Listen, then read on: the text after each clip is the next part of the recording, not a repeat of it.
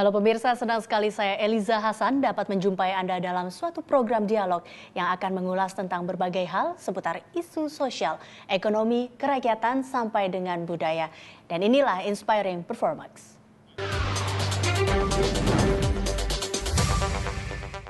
Indonesia sebagai negara dengan pertumbuhan jumlah penduduk tinggi, walaupun memiliki luas daratan yang cukup besar, namun lahan pangan yang ada terbatas. Apalagi sekarang Indonesia sudah menjadi net importer minyak fosil, ditambah dengan seringnya terjadi bencana alam yang dapat berakibat terganggunya sektor produksi dan distribusi pangan. Karena itu, Indonesia harus berbenah dan mengupayakan kemandirian pangan serta mengembangkan bioenergi. Lantas bagaimana dengan peran Direktorat Jenderal IKM dalam mewujudkan hal tersebut? Ya, untuk membahas hal tersebut lebih lanjut, saat ini di studio kami telah hadir Ibu Uisaida, Dirjen Industri Kecil dan Menengah Kementerian Perindustrian Republik Indonesia, dan tentunya narasumber tetap kami, Ibu Rifda Amarina. Halo Ibu. Ibu, ini saya ke Ibu. Ibu, ini kalau kita melihat dari fungsi IKM yang terkait dengan pengembangan agribisnis di Indonesia, sebenarnya seperti apa? Agribisnis itu rantainya dari hulu ke hilir, mulai bahan baku sampai dengan dagangnya di hilirnya. Sedangkan IKM itu bergerak atau mandatnya adalah di pengolahan pangannya. Pasti semuanya berbasis agroindustri. Mandat yang diberikan kepada Kementerian Perindustrian dalam hal ini Ditjen IKM, Inpres nomor 6 tahun Inpres nomor 8 tahun 2008, setidaknya ada 3 dari 7 yang berkaitan dengan agribisnis. Yang pertama industri pangan, makanan ringan. Yang kedua industri garam rakyat. Dan yang ketiga atsiri. Semuanya berbahan baku dari agribisnis. Nah, ini kalau kita terkait dengan pangan dan bioenergi ini dari IKM sendiri seperti apa? IKM sudah memberikan pembinaan supaya terutama di bidang pangan, karena pangan itu kan berkaitan dengan kesehatan, keselamatan, harus bersih, harus tampil bagus. Ya. Sudah sejak lama membina IKM, yang tercatat tahun 2010 itu sekitar 5.000-an sudah dibina wirausahanya untuk menjadi lebih bermutu, karena kan ada berbagai peraturan yang berkaitan dengan pangan ini. Berkaitan dengan kesehatan, ada HACCP, ada GMP, Good Manufacturing Practices, kemudian diterjemahkan ke dalam peraturan Menteri nomor 87 tentang ini CPPOB, dan juga peraturan-peraturan lainnya yang berkaitan dengan pangan maupun produk lainnya, yaitu Standar Nasional Indonesia. Di samping itu tidak saja hanya wirausahanya, tetapi juga harus ada pendampingan, harus ada fasilitator. Kami sudah mencetak ada sekitar 400 fasilitator di bidang GMP, ada sekitar 200-an untuk SNI, ada sekitar 150-an untuk fasilitator lainnya, supaya terutama pangan ini bisa terjaga mutunya. Di samping pangan juga harus dibantu dengan packaging yang baik, karena kan packaging dengan makanan dua sisi mata uang yang tidak bisa dipisah. Apalagi sekarang dengan penambahan kelas ekonomi menengah yang terus bertambah, mereka makan tidak hanya sekedar makan, tapi juga ingin lebih sehat, lebih bermutu, dan tampilannya lebih keren atau lebih cantik. Oleh karena itu packaging juga sangat berarti. Kementerian Perindustrian dalam hal ini IKM sudah memfasilitasi beberapa rumah kemasan di beberapa daerah, antara lain Jawa Barat, Sumatera Barat, Sulawesi Selatan, Jawa Timur, Jawa Tengah, sebagian di UPT Dinas, dan kami mencoba 2 di Sulawesi Selatan itu di Unhas dan di Universitas Gorontalo, supaya kaum muda wirausaha yang berminat untuk membidangi kemasan sudah terfasilitasi. Jadi udah ada kerjasama juga dengan beberapa pihak dari pendidikan ya. Nah ini Bu Rifda, kalau Ibu Rifda melihat sendiri dari program-program di IKM sendiri seperti apa ini? Ya jadi gini, kita lihat industri kecil semua industri ya mau kecil mau besar itu sebenarnya memberikan nilai tambah ke sektor agribisnis. Jadi kalau produk agribisnis mentah itu dari segi kesehatan bagus, tapi dari segi kemampuan untuk terdistribusi dalam jangka panjang itu terbatas karena ada lifetime-nya, gampang busuk dan sebagainya. Nah, industri itu memberikan nilai tambah dalam urusan memberikan ruang distribusi yang lebih luas, memberikan nilai tambah harga yang lebih tinggi karena dengan kemasan yang menarik orang menjadi lebih tertarik. Kemudian juga memberikan ruang juga kepada beragamnya penggunaan dari produk awal. Nah, karena itu memang industri IKM, karena kita tahu di Indonesia kan industri terbanyak itu industri kecil. Nah, kalau bangsa ini mau menolong rakyatnya, maka salah satu yang harus ditolong adalah industri kecilnya.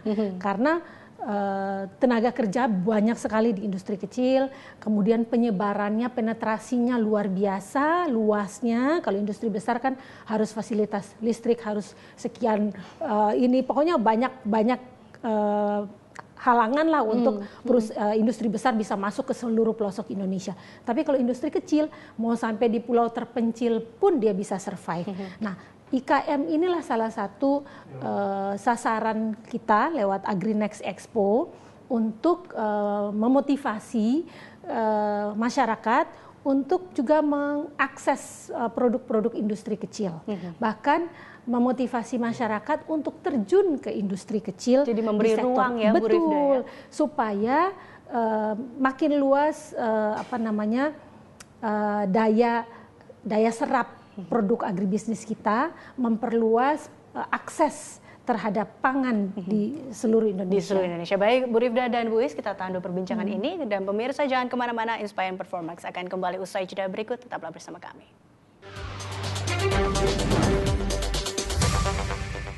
Pemirsa, terima kasih Anda masih bersama kami di Inspiring Performance, dan kita lanjutkan perbincangan. Ibu Rifda, ini AgriNext Expo kemarin yang ke-7 ya. Nah, ini acaranya tentang apa dan adakah perbedaan dengan tahun-tahun sebelumnya? Ya, perbedaannya tahun ini temanya kita memang fokus kepada pangan dan bioenergi. Ini pas sekali dengan Bu Ais ya. Jadi bagaimana Indonesia yang saat ini memang dengan 240 juta penduduk menjadi incaran pasar dari produk-produk agribisnis dari berbagai negara. Semua negara pemerintahnya memperjuangkan agar hasil pertanian negaranya bisa terpasarkan dengan baik, memberikan keuntungan kepada pelakunya. Nah, Indonesia salah satu yang paling terbuka dalam urusan pasar produk dari berbagai negara. Alhamdulillah, menjelang AgriNext ini pemerintah menunjukkan komitmen kuat untuk membela kepentingan pelaku lokal. Tapi itu juga tidak mudah karena pemerintah menjadi diserang juga oleh berbagai negara yang merasa mereka sudah berproduksi yang selama ini masuk ke Indonesia resmi maupun tidak resmi cukup besar. Begitu kita tutup satu pintu itu membingungkan buat mereka. Tapi kan ada kepentingan yang besar adalah kepentingan dari pelaku sektor agribisnis di dalam negeri. Nah, ini kita angkat masalah pangan. Jadi pangan yang berbasis kepada kemampuan lokal, berbasis kepada kemampuan petani, peternak, nelayan kita. Dan salah satu yang kita memang bersyukur di Direktorat IKM, peserta tetap kita itu selalu connect dengan tema-tema yang kita angkat. Jadi tahun ini pangan, Bu Is tadi sudah bilang, Bu Rifda kita akan tampil pangan, nanti mungkin Bu Is bisa. Ternyata bioenergi juga udah digarap oleh Bu Is. Jadi pas ya. Alhamdulillah. Jadi nanti ada expo, ada diskusi, ada demo produk. Masyarakat yang berkunjung bisa membeli produknya langsung, termasuk dari binaannya Bu Eis juga bisa dibeli. Kemudian kita juga klaster ada rumah horti. Jadi kalau ingin tahu perkembangan hortikultura Indonesia, ingin tahu perkembangan perkebunan kita, perkembangan industri kecil dan mana kita di sektor makanan, karena di samping dari binaan yang dilakukan oleh pemerintah juga ada binaan dari BUMN. Ada binaan dari CSR program berbagai perusahaan, dan ini sesuatu yang memang kesempatan buat Indonesia menjadi tuan rumah di negerinya sendiri. Nah itulah berarti produk kita juga harus jadi tuan rumah di negerinya sendiri nih Bu. Kalau kita melihat dari IKM dengan The AgriNext program nanti Expo ini perannya dari IKM sendiri, mungkin tadi Bu Rifda sudah membocorkan sedikit apa yang akan diberikan IKM dalam AgriNext ini. Saya sangat apresiasi dengan yang sudah diselenggarakan oleh Bu Rifda. Jadi AgriNext memberikan wadah untuk memamerkan kebolehan atau apa yang sudah dicapai oleh para IKM di bidang pangan dan tentunya apalagi sekarang energi. Dari AgriNext ini juga sudah ada beberapa IKM yang sudah lebih dikenal oleh masyarakat. Bahkan sebagian ada yang sudah ekspor. Bagaimanapun IKM pangan merupakan IKM yang harus kita pertahankan dan terus kita tingkatkan. Apalagi populasinya IKM pangan itu 30% dari keseluruhan IKM. Itu dari 3,8 juta ada sekitar 1 jutaan unit.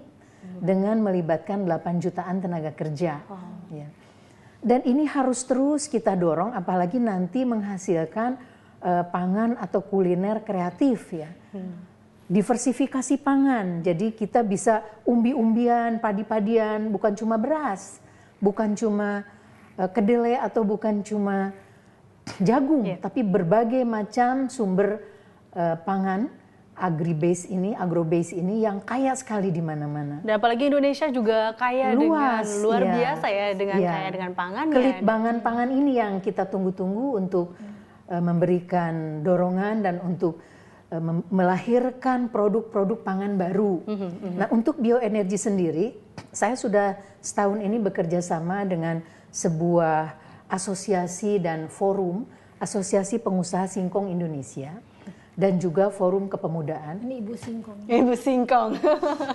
Karena singkong itu konon oleh pendahulu-pendahulu kita dipesenin Indonesia jangan ninggalin singkong, kira-kira begitu. Nah ini singkong ini ternyata sudah berhasil untuk jadi bioenergi. Harapan saya nanti bisa ditampilkan di AgriNext, jadi orang bisa melihat seperti apa dan siapa yang membuat itu. Pemerintah kan hanya memfasilitasi. Ini kebetulan ada yang bagus. Kenapa tidak kita ajak diskusi, kita dorong, kita tampilkan. Nah, terima kasih kepada AgriNext. Dan mudah-mudahan IKM-IKM semakin terinspirasi, semakin terdorong untuk lebih meningkatkan mutunya. Dan kaum muda pun di Indonesia tidak gengsi untuk membidangi agribisnis atau agri-industri ya. Karena sangat menjanjikan dan sangat nilai tambahnya itu ada di sana. Apalagi dengan packaging yang bagus, dengan rasa, dengan tampilan pangan yang lebih baik. Ya, jadi memang harus ada kerjasama ya antara IKM dan juga AgriNext untuk mengembangkan pangan di Indonesia dan juga bioenergi ini. Oke, dan ini kita break sejenak dulu Bu Rifda dan Bu Uis, dan pemirsa jangan kemana-mana, Inspiring Performance akan kembali usai jeda berikut.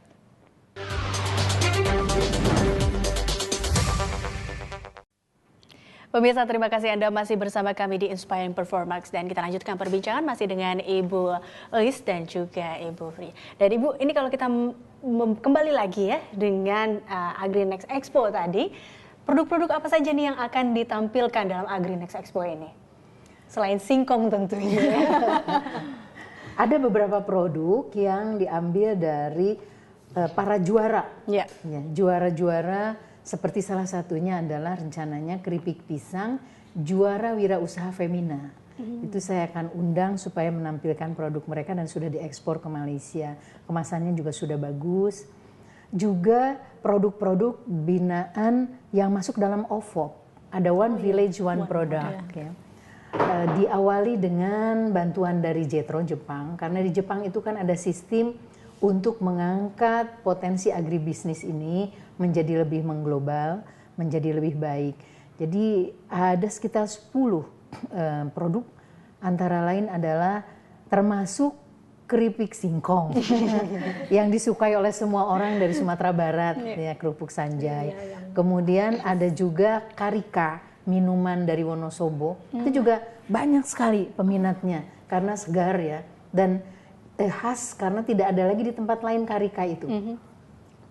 Kemudian juga makanan-makanan lain seperti dari Ciwidey, yaitu berbagai ragam makanan yang dibuat dari stroberi.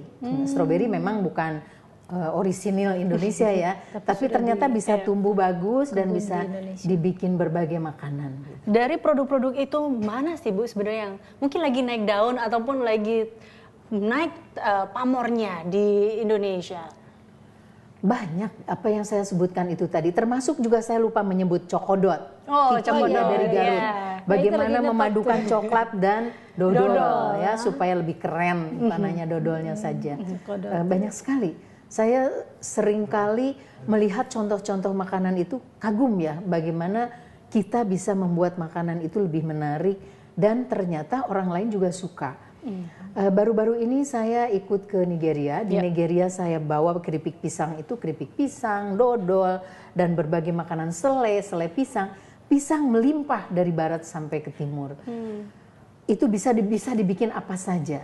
Dan itu akan juga menjadikan kebanggaan Indonesia juga untuk membuat berbagai panganan pisang. Nah ini bisa ditampilkan pisang from A to Z misalnya ya. Pisang yang kue pisang, pisang keripik, pisang selai, pisang segala macam pisang, sampai tepung pisang. Kemudian jagung juga ini tidak kurang pentingnya berbagai makanan jagung. Dan juga permesinan di Indonesia yang mendukung produksi pangan ini juga sudah bagus. Seperti permesinan dari Malang. Malang ini membuat mesin-mesin yang harganya relatif tidak mahal, antara 30 sampai 40 juta untuk vacuum fryer. Jadi menggoreng sayuran, buah-buahan, keripik-keripikan, apel, nanas, bisa empuk, renyah, dan tidak terlalu berminyak. Gitu. Itu teknologinya sudah sangat bagus ya. Jadi sudah berkembang ya saat sudah ini? Berkembang, sudah sangat berkembang. Industri pengolahannya supaya dari kita dari daerah lain bisa masuk ke Agrinex Expo nanti ya. Nah Bu Frida, ini untuk kalau kita lihat berarti dalam Agrinex Expo ini bisa memberikan ruang produk kita ya, produk untuk semua dari hulu sampai hilir. Iya, menjadi produk-produk yang dikenal oleh warga Indonesia sendiri. Betul. Jadi memang gini, salah satu dalam pasar global ini kan kita tidak selalu bisa memprotek pasar kita. Cara yang paling efektif memprotek pasar sebenarnya dari konsumen itu sendiri. Nah, konsumen baru bisa memprotek untuk tidak membeli produk impor kalau produk dalam negeri itu dia bisa akses, ya kan? Jadi kita membatasi impor satu produk A, tapi kalau produk dalam negeri itu tidak terakses oleh pasar, maka yang ada adalah kelangkaan produk di pasar. Padahal di tingkat petani berlimpah, bahkan sampai busuk, sampai harga murah dan sebagainya. Nah, Agrinex memberikan pasar, dan bukan cuma pasar, Agrinex memberikan ruang untuk mengedukasi publik. Karena kita punya 2 panggung yang memang free untuk publik mengakses, untuk tahu agribisnis itu seperti ini, dan tidak sekedar tahu, kemudian memahami. Setelah memahami, memberikan apresiasi, dan kemudian mencintai produk Indonesia sendiri. Kalau mereka mengerti bahwa setiap membeli produk lokal artinya memberikan kesempatan Indonesia untuk mandiri pangan, memberikan kesempatan untuk petani, nelayan, peternak memberdayakan diri sendiri, tidak nada tangan untuk BLT dan raskin. Dan mereka juga memberikan ruang untuk ketersediaan lapangan kerja dari desa sampai kota, dan mereka juga membangun sistem sosial di masyarakat yang lebih nyaman karena tidak ada urbanisasi dari orang-orang yang memang skillnya hanya petani, tapi karena produknya nggak diserap pasar, akhirnya dia bangkrut, dia masuklah kota-kota besar, mau jadi pekerja di industri yang kadang dapat, kadang tidak, akhirnya masuk kepada area-area sosial yang tidak nyaman buat semua orang. Jadi saya melihat bahwa kenapa Agrinex ini harus ada, dan harus setiap tahun harus ada di Jakarta, karena di Jakarta ini pusat pasar Indonesia, di Jakarta ini pusat pemerintahan Indonesia, pembuat kebijakan ada di Jakarta. Kemudian di Jakarta ini pusatnya media, kita membutuhkan media untuk seperti sekarang dengan Berita Satu, media yang memberikan nilai tambah kepada sektor agribisnis dengan mengangkat topik-topik agribisnis, menghadirkan orang seperti Ibu Eis yang memang sudah berkarya, tetapi publik tidak tahu. Kita kasih ruang di Agrinex sehingga publik tahu, oh ternyata namanya Kementerian Perindustrian itu ada Direktorat IKM, oh ternyata Direktorat IKM itu melakukan pembinaan seperti ini. Ini sesuatu yang meningkatkan apresiasi publik terhadap kinerja pemerintah, memberikan apresiasi publik terhadap karya nyata bangsa sendiri, dan memberikan akses kepada publik terhadap produk yang mereka inginkan. Jadi memang terlihat bahwa adanya kerjasama di antara kedua ini memang sangat penting untuk mendukung pangan di Indonesia. Nah, jadi ini terakhir Bu Eis, indikator keberhasilan pangan di Indonesia ini bisa kita lihat dari apa nih? Kalau bicara indikator pasti angka ya. Angka yang pertama angka pertumbuhan. Bahagia sekali karena untuk produk pangan ini selalu positif dan bahkan kontribusinya ada peningkatan sedikit dari tahun 2011. Jadi antara 7-8% selalu tumbuh, termasuk IKM-nya selalu tumbuh. Yang kedua juga itu tadi kontribusi terhadap tenaga kerja cukup besar. Dan kita mengharapkan pertumbuhan yang antara 7-8% bahkan ke depan bisa tambah besar lagi. Karena sekarang sudah ada media yang mempromosikan Agrinex. Bahkan saya mungkin Agrinex bisa saja tidak hanya di Jakarta, tapi nanti bisa keliling keluar daerah, terutama ke daerah timur, karena mempunyai sumber daya alam maupun tenaga kerja untuk mengolah. Dan kita bikin Agrinex daerah misalnya, gubernur bisa mengadop gitu ya. Itu Agrinex daerah. Ini Agrinex yang di pusat, yang di Jakarta. Mungkin akan kerjasama dengan Pemda setempat ya Bu. Dan kita bisa nanti dari Agrinex ada tim R&D-nya. Setelah ada Agrinex, bagaimana berapa banyak IKM yang meningkat. Terpromosikan dengan adanya Agrinex. Nah, itu harus ada indikatornya juga nantinya. Sedikit demi sedikit lama-lama menjadi bukit, dan itu yang kita harapkan demi pangan di Indonesia. Dan jangan lupa 2015 kita ASEAN Economic Community, kita harus perkuat karena kita sumber daya pasar. Benar. Oke, baik, terima kasih Bu Eis dan Ibu Rifda, terima kasih atas waktunya. Pemirsa, terima kasih atas perhatian Anda. Semoga informasi tadi bisa menjadi inspirasi bagi Anda. Saksikan Inspiring Performance dengan tema perbincangan menarik yang lainnya. Sampai jumpa.